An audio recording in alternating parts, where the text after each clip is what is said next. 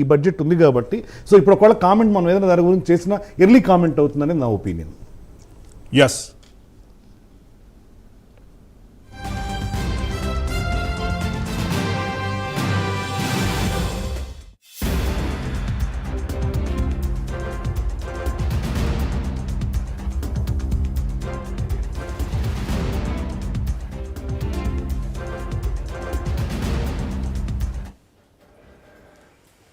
కాసేపట్లో నందినగర్ నివాసానికి కేసీఆర్ చేరుకోనున్నారు. కేసీఆర్ ర్యాలీ కూడా అల్వాల్ దాటింది. జేబీఎస్ మీదుగా నందినగర్ నివాసానికి కేసీఆర్ చేరుకోనున్నారు. దారి వెంట బీఆర్ఎస్ కార్యకర్తలు పూల వర్షం కురిపించారు.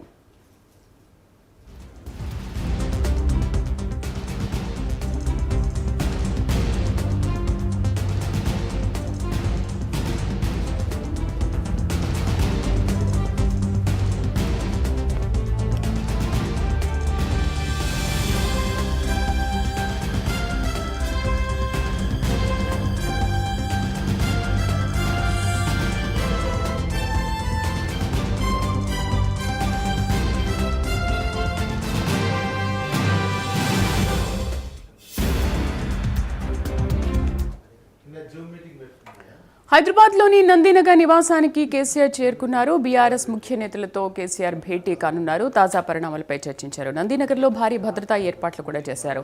పూర్తి సమాచారం కరెస్పాండెంట్ కుమార్ అందిస్తారు. కుమార్, బీఆర్ఎస్ ముఖ్య నేతలతో కూడా సమావేశం నిర్వహించనున్నట్టుగా తెలుస్తోంది. ఈ ముఖ్య నేతలు ఎవరెవరున్నారు, ముఖ్యంగా దేనిపైన ఫోకస్ చేయనున్నారు ఇవాళ?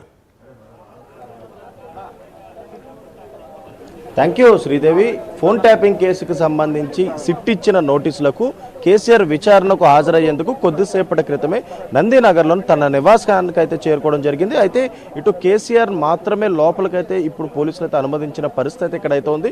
ముఖ్యంగా ఇటు మిగతా నేతలు ఎవరిని కూడా లోపలికైతే అనుమతించలేదు. కేవలం కుటుంబ సభ్యులకు మాత్రమే అనుమతి ఉంటుందంటూ కూడా ఇప్పటికే పోలీసులు స్పష్టత అయితే చేయడం జరిగింది. అయితే ఈరోజు మధ్యాహ్నం 3 గంటలకు కేసీఆర్ విచారణ అయితే ప్రారంభం కానుంది. ముఖ్యంగా 3 గంటల నుంచి సుదీర్ఘంగా కేసీఆర్ ని ఏదైతే ఫోన్ ట్యాపింగ్ పై విచారించున్నారు.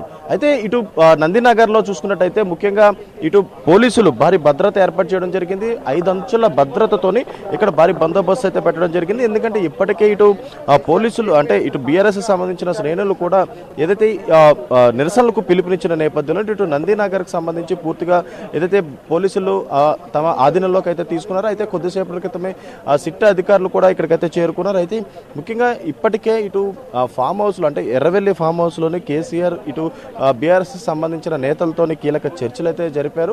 అయితే ఈరోజు ఉదయం 11 గంటలకు ఏదైతే ఇటు ఎర్రవెల్లి నుంచి అయితే కేసీఆర్ ప్రారంభమయ్యారు. అయితే దారి పొడుగునా కూడా కేసీఆర్కు ఘన స్వాగతం పలుకుతూ కూడా ఇటు పార్టీ శ్రేణులు అరే కార్యకర్తలు అందరూ కూడా పూల వర్షాలు కురిపిస్తూ కూడా కేసీఆర్ని అయితే సాగనంపిన పరిస్థితి అయితే ఉంది. అయితే ఇప్పుడు కొద్దిసేపటి క్రితమే నందినగర్లోని తన నివాసానికి అయితే కేసీఆర్ అయితే చేరుకున్నారు. అయితే ఈరోజు మధ్యాహ్నం 3 గంటలకు విచారణకైతే హాజరవుతానంటూ కూడా ఇప్పటికే ఏదైతే సిట్ అధికారులకు నిన్న లేఖ ద్వారా సమాధానం అయితే ఇచ్చారు. అయితే మొదటగా ఏదైతే 3 రోజుల క్రితం కేసీఆర్కి మొదటగా సిట్ నోటీసులు అయితే జారీ చేసింది. ఫోన్ ట్యాపింగ్ కేసులో విచారణకు హాజరవ్వాలంటూ కూడా సిట్ నోటీసులు జారీ చేసిన నేపథ్యంలోనే ఇటు కేసీఆర్ మొదట నోటీస్కి అయితే రిప్లై అయితే ఇవ్వడం జరిగింది. తను ఏదైతే మరొక డేట్ సూచించాలి, ఇటు మున్సిపల్ ఎలక్షన్స్ ఉన్న నేపథ్యంలోనే మరొక డేట్ సూచించాలంటూ కూడా ఇటు సిట్ అధికారులకి ఒక లేఖ రాసిన నేపథ్యంలో దాని పరిగణలోకి తీసుకొని సిట్ బృందం కూడా వీసీ సజ్జనర్ నేతృత్వంలో ఒక భేటీ ఏర్పాటు చేసుకుని సుదీర్ఘంగా చర్చించిన తర్వాత మొన్న ఒక నోటీసు మన రాత్రి లోని తన నివాసానికి అంటే కేసీఆర్ ఉండే నివాసానికి సిట్ అధికారులు ఒక నోటీస్ కూడా అక్కడ గోడకు కూడా అతికించారు. అయితే ఫిబ్రవరి 1 అంటే ఈ రోజు మధ్యాహ్నం 3 గంటలకు నందినగర్ నివాసంలోనే అందుబాటులో ఉండాలి, మేము వచ్చి విచారణ చేస్తామంటూ కూడా సిట్ అధికారులు ఆ నోటీసుల్లో పేర్కొన్న నేపథ్యంలోని ఇటు రెండవ నోటీస్కి అయితే సానుకూలంగా కేసీఆర్ స్పందించారు. అయితే సుదీర్ఘంగా ఇటు లీగల్ టీంతో చర్చించిన తర్వాత అలాగే హరీష్ రావు, కేటీఆర్, సంతోష్ రావుతో కూడా పూర్తిగా చర్చించిన తర్వాత ఇటు రెండవ నోటీస్కి విచారణకు హాజరవుతానంటూ కూడా కేసీఆర్ నిన్న సాయంత్రం సిట్ అధికారులకు లేఖ అయితే పంపించడం జరిగింది. నిన్న సాయంత్రం నుంచి కూడా ఇటు నందినగర్లో కూడా పోలీసులు భారీ బందోబస్తు ఏర్పాటు చేశారు. ఈ రోజు మధ్యాహ్నం 3 గంటలకు విచారణ అయితే ప్రారంభమవుతుంది. ఫోన్ ట్యాపింగ్ కేసులోని సుదీర్ఘంగా కేసీఆర్ని అయితే మధ్యాహ్నం 3 గంటలకు విచారణ అయితే ప్రారంభిస్తారు. అయితే విచారణలో ఏం జరగబోతుంది అనేది అయితే సర్వత్ర ఉత్కంఠ నెలకొంది. ఇప్పటికే ఇటు హరీష్ రావు, కేటీఆర్, సంతోష్ రావులు విచారణలు అయితే కొనసాగాయి. జూబ్లీహిల్స్ పిఎస్లోని సిట్ ఎదుట వీళ్ళ ముగ్గురు కూడా హాజరయ్యారు. సుమారు వీళ్ళ ముగ్గురిని కూడా 7 గంటల పాటు పాటు సిట్ అధికారులు సుదీర్ఘంగా విచారించారు. అయితే ప్రధానంగా చూసుకున్నట్టయితే ఫోన్ ట్యాపింగ్ కేసులోనే గతంలో ఇటు ఎస్ఐబిలో పనిచేసిన ప్రతి ఒక్కరిని విచారించారు. ముఖ్యంగా ప్రణీత్ రావుతో మొదలు పెట్టుకుంటే ఎస్ఐబి మాజీ చీఫ్గా ఉన్న ప్రభాకర్ రావు వరకు కూడా సుదీర్ఘ విచారణ అయితే కొనసాగింది.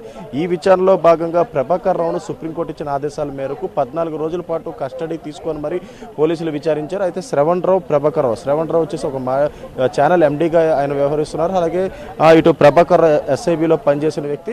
అయితే వీళ్ళిద్దరిని కూడా పోలీసులు సుదీర్ఘంగా విచారించిన తర్వాత ఇటు రాజకీయంగా ఈ ఫోన్ ట్యాపింగ్ ఒక యూటర్న్ అయితే తీసుకుంది. రాజకీయంగా బీఆర్ఎస్ లో కొంతమంది కీలక నేతలకి నోటీసులు జారీ చేసింది. ఇందులో ప్రధానంగా హరీష్ రావు, కేటీఆర్, సంతోష్ రావులు కూడా ఉన్నారు. అయితే వీళ్ళు ముగ్గురిని కూడా సుదీర్ఘంగా విచారించిన తర్వాత ముఖ్యంగా పోలీసులు అంటే ఇటు కేసీఆర్ కూడా నోటీసులు అయితే జారీ చేశారు. ముఖ్యంగా ఈ నోటీసులకు సంబంధించి ఈరోజు మధ్యాహ్నం 3 గంటలకు విచారణ హాజరవ్వాలంటూ కూడా దాంట్లో పేర్కొన్నారు. కాబట్టి మధ్యాహ్నం 3 గంటలకు విచారణకు అయితే హాజరవుతారు. అయితే ఇప్పటికీ ఈ కేసుకు సంబంధించి అంటే పంజాగుట్లో నమోదైన ఎఫ్ఐఆర్ నెంబర్ వచ్చేసి 243/2024. ఈ ఎఫ్ఐఆర్ ఆధారంగా ఈ నోటీసులు అయితే జారీ చేశారు. అయితే గతంలో టాస్క్ ఫోర్స్ డీసీపీ రాధాకిషన్ రావు ఇచ్చిన స్టేట్మెంట్ ఆధారంగా మొట్టమొదటిగా కేసీఆర్ పేరు అయితే బయటకైతే రావడం జరిగింది.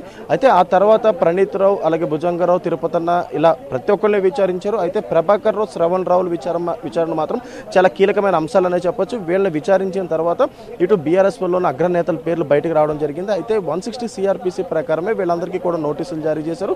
ఇటు కేసీఆర్ కూడా మొదట నోటీస్ 160 సిఆర్పిసి ఇచ్చారు. అయితే రెండో నోటీస్ కూడా 160 సిఆర్పిసి కింద ఈ నోటీసులు అయితే జారీ చేశారు. అయితే ముఖ్యంగా గత 10 ఏళ్లలోని అంటే ఏం జరిగింది అనే దానిపై ఇటు సిట్ అధికారులు సుదీర్ఘంగా విచారించనున్నారు. అయితే గత 10 ఏళ్లలో అంటే బీఆర్ఎస్ హయాంలో ఉన్న సమయంలోని ఇటు ఎస్ఐబిని ఏ విధంగా ఫామ్ చేశారు. ఎందుకంటే ముఖ్యంగా కేసీఆర్ వచ్చేసి ఇటు బీఆర్ఎస్కి కానీ అలాగే గతంలోనే సీఎంగా పనిచేశారు. అలాగే బీఆర్ఎస్కి కీలకమైన నేత, అలాగే బీఆర్ఎస్కి అధినేత. కాబట్టి ముఖ్యంగా ఇతని ఆదేశాల ప్రకారం ఈ ఫోన్ ట్యాపింగ్ ఏమైనా జరిగినాయా, ఎస్ఐబి ఫార్మేషన్లోని ముఖ్యంగా ఇటు కేసీఆర్కి ఎటువంటి సంబంధాలు ఉన్నాయి, అలాగే ప్రభాకర్ రావుని ఏ విధంగా ఎస్ఐబిలోని చీఫ్గా నియమించారు, అలాగే ఈ ఫోన్ ట్యాపింగ్కి సంబంధించి మావోయిస్టుల పేరుతో ఏ విధంగా సేవ్ చేశారు, వీటన్నిటికి సంబంధించి కేసీఆర్కి ఎటువంటి సంబంధాలు ఉన్నాయనే దానిపై సుదీర్ఘంగా విచారించనున్నారు. అయితే ముఖ్యంగా చూసుకున్నట్టయితే ఇప్పటికే ఇటు హరీష్ రావు, కేటీఆర్, సంతోష్ రావును విచారించిన తర్వాత వాళ్ళు మాత్రం కేవలం ఇది రాజకీయ కుట్ర కోణంలోనే చూడాలి. ఎందుకంటే కేవలం ఈ బీఆర్ఎస్ ప్రభుత్వాన్ని ఏదైతే నోటీసులు ఇచ్చి ఇబ్బంది పెడుతున్నారు తప్ప ఫోన్ ట్యాపింగ్ కేసుకి బీఆర్ఎస్ ప్రభుత్వం అలాగే బీఆర్ఎస్ లో ఉన్న నేతలకి ఎటువంటి సంబంధాలు లేవంటూ కూడా ఇటు వాళ్ళ విచారణ అయిన తర్వాత మీడియా ముఖంగా కూడా వాళ్ళైతే చెప్పడం జరిగింది. అయితే ఈ రోజు మధ్యాహ్నం 3 గంటలకు కేసీఆర్ని విచారించిన తర్వాత ఈ కేసు ఏ విధంగా మలుపు తిరుగుతుందనేది అయితే మనం వేచి చూడాల్సి ఉంది. Right Kumar, thank you. So Hyderabad లోని నందినగర్ నివాసానికి కొద్దిసేపటి క్రితమే కేసీఆర్ చేరుకున్నారు. బీఆర్ఎస్ ముఖ్య నేతలతో కూడా కేసీఆర్ భేటీ కానున్నారు. నందినగర్